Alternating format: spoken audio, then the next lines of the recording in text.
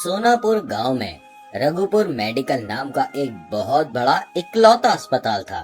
अस्पताल में बहुत सारे डॉक्टर थे, पर उन लोगों में ही एक मोहन सिंह नाम का पागल और सरफिरा डॉक्टर था, जो जिंदा इंसानों के लेकर एक्सपेरिमेंट करता।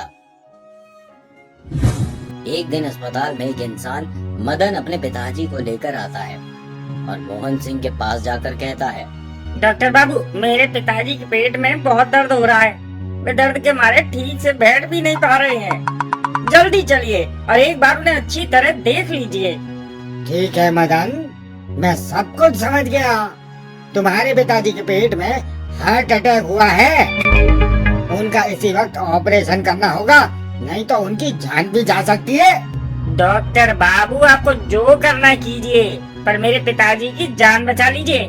मैं आपका ये एहसान जिंदगी भर नहीं भूलूंगा। मोहन सिंह मदन के पिताजी को ऑपरेशन थिएटर में ले जाते हैं। मोहन के साथ साथ वार्ड बॉय बल्लू और नर्स भी ऑपरेशन की तैयारी करने लगते हैं। जैसे ही ऑपरेशन की सारी तैयारी हो जाती है, मोहन वार्ड बॉय बल्लू से कहता है, अरे ओ बल्लू, अब चल यहाँ से। बहुत काम कर लिया, जाकर दूसरा काम कर। यहाँ सिर्फ मैं रहकर ऑपरेशन करूँगा और ये पेशेंट देखेगा। ठीक है सर, पर अगर आपको कुछ चीज की आवश्यकता हो, मुझे बुला लेना, मैं आ जाऊंगा। बल्लू ये कहकर ऑपरेशन थिएटर से बाहर चला आता है और मोहन भी उस बुरे इंसान पर अपना एक्सपेरिमेंट करना चालू कर देता है। ढोली बाबा के कहे मुताबिक अगर मेरा एक्सपेरिमेंट सफल हो गया तो मैं इस दुनिया का सबसे अमीर और अमर इंसान बन जाऊंगा। मोहन मदन के पिताजी के सिर और पूरे शरीर को चीर फाड़ करके उसे मार देता है और उस मृत शरीर पर एक्सपेरिमेंट करने लगता है। कुछ देर तक एक्सपेरिमेंट करने के बाद मोहन मदन के पिताजी के शरीर को अच्छी तरह सिल देता है और दुखी होकर ऑपरेशन थिएटर से बाहर निकलता है।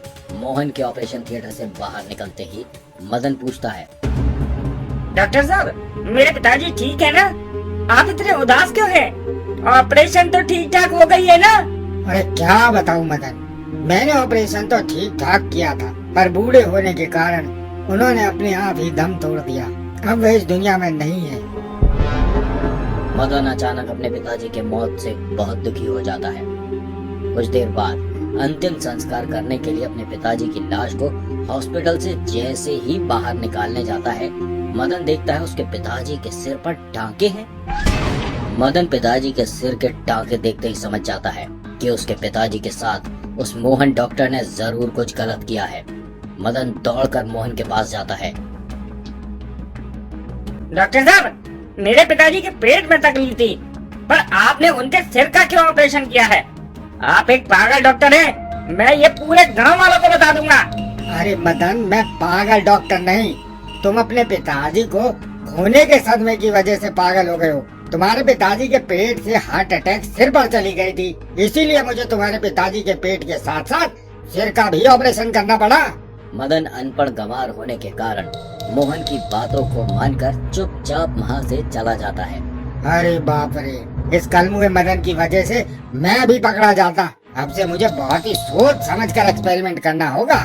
इसी तरह मोहन हर रोज एक गांव वालों को छोटी छोटी परेशानियों की ऑपरेशन करने के नाम से एक्सपेरिमेंट करता है और उन गांव वालों को मौत की नींद सुला देता है। गांव वाले सहज सरल अनपढ़ होने के कारण डॉक्टर की चालाकी समझ नहीं पाते। इसी तरह कई दिन बीत जाते हैं। एक दिन एक गांव वाला बिरजू अपने पैरों के दर्द के लिए डॉक्टर मोहन के पास आता है। डॉक्टर साहब, दिन रात मजदूरी करने की वजह से मेरे पैरों में बहुत दर्द होता है और इसी कारण मैं अच्छे से चल भी नहीं पाता।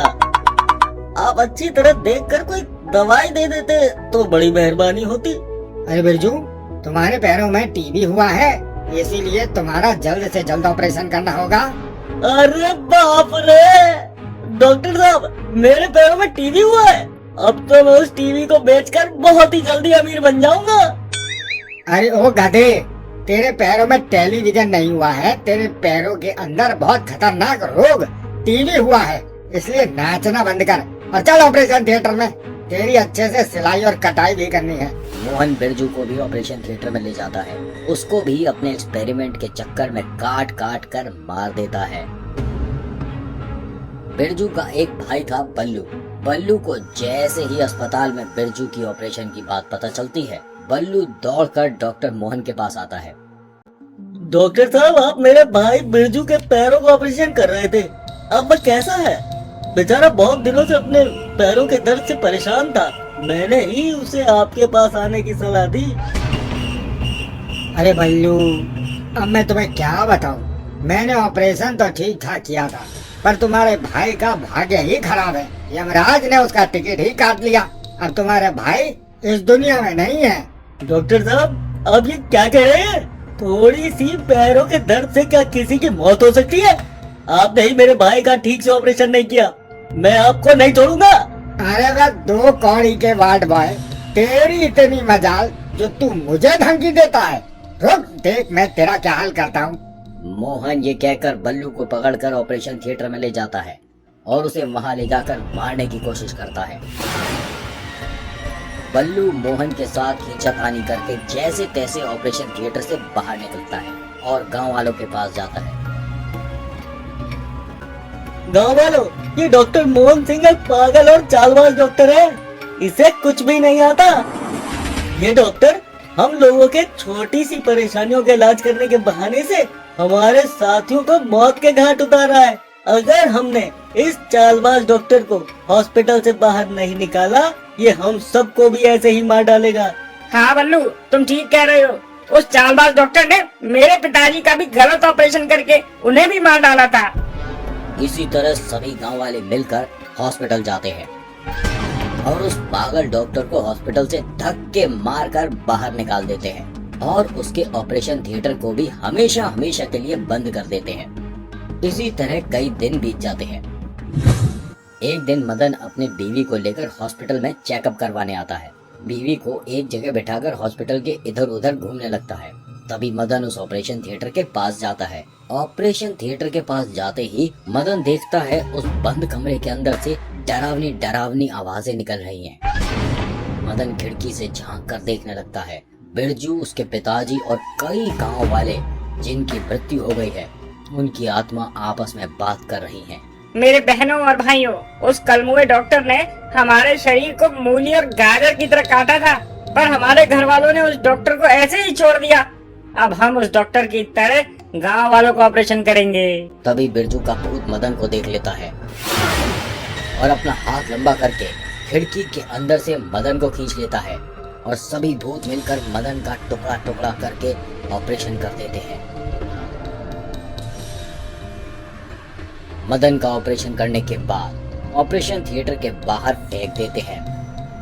मदन मरने के बाद भूत बन जाता है और उन सभी भूतों के ग्रुप में शामिल हो जाता है। इसी तरह सभी भूत मिलकर एक एक करके गांव वालों को पकड़कर ऑपरेशन थिएटर के अंदर ले जाकर बहुत ही बेरहमी से काट काट कर ऑपरेशन करके ऑपरेशन थिएटर के बाहर फेंक देते हैं। गांव के अस्पताल में एक एक करके इंसानों की ऐसी दर्दनाक मौत देखकर सभी गांव वाले बहुत परेशान हो जाते हैं। तभी गांव वालों से बल्लू कहता है, हमारे साथियों को ऐसी दर्दनाक मौत कोई इंसान नहीं, भूत दे रहा है। जिस ऑपरेशन थिएटर के बाहर हर दिन लाश मिलती है, उसी ऑपरेशन थिएटर के अंदर से कभी कभी बहुत ही डरावनी डरावनी आवाज सुनाई देती है। मुझे पूरा विश्वास है उस ऑपरेशन थिएटर के अंदर भूत है। बल्लू और गांव वाले गांव से सीधा एक तांत्रिक बाबा के पास जाते हैं। ओम क्लीम चामुंडाय नमः सकलक बूम बूम। ओम क्लीम चामुंडाय नमः। बोलो पुत्र, तुम लोगों को क्या समस्या है? बाबा, हमारे गांव में एक अस्पताल है। अस्पताल के एक ऑपरेशन थिएटर भूतों का डेरा बन चुका है। हर दिन उस ऑपरेशन थिएटर के बाहर एक गांव वाले की बहुत ही दर्दनाक कटी हुई लाश मिलती है।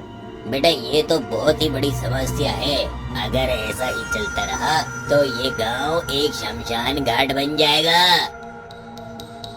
तांत्रिक बाबा बल्लू और गांव वालों के साथ अस्पताल के उस ऑपरेशन थिएटर के अंदर जाते हैं। जॉनी जॉनी यस पापा, आजा भूत जल्दी से ऑपरेशन थिएटर के बाहर आजा। तांत्रिक के मंत्र खत्म होते ही ऑपरेशन थिएटर के बेड के अंदर से एक एक करके सभी आत्मा बाहर निकलती हैं। तांत्रिक भी इतने सारे आत्मा देखकर बहुत हैरान रह जाते हैं। मैंने अपने पूरे जीवन में हॉस्पिटल के एक मामूली से बेड के अंदर इतने सारे आत्मा कभी नहीं देखे। क्या ये मेरी आंखों का धोखा है?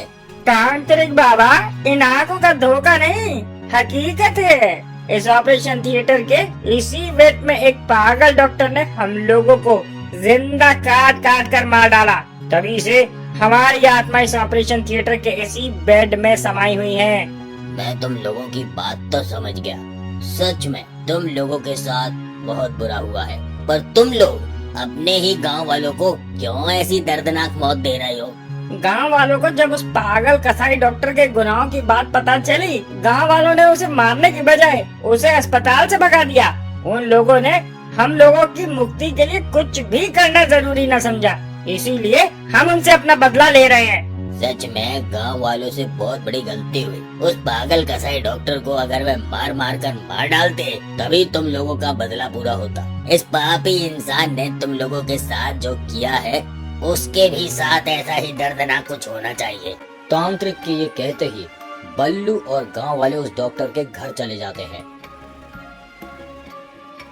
सभी गांव वाले वहां जाकर देखते हैं वे डॉक्टर अपने घर के अंदर भी इंसानों के मृत शरीर को लेकर एक्सपेरिमेंट कर रहा है। सभी गांव वाले ये देखकर बहुत क्रोधित हो जाते हैं और उस डॉक्टर को बहुत मारते हैं। बहुत मारने के बाद बल्लू और सभी गांव वाले डॉक्टर के अधमरे शरीर को हॉस्पिटल में उसी ऑपरेशन थिएटर के अंदर ले जाकर उसी भूतिया बेड के ऊपर सुला देते हैं। डॉक्टर को सुलाते ही सभी भूत बेड के अंदर से निकलकर उस डॉक्टर को जीवित अवस्था में काट काट कर मार देते हैं। उसके बाद सभी भूत वहां से गायब हो जाते हैं।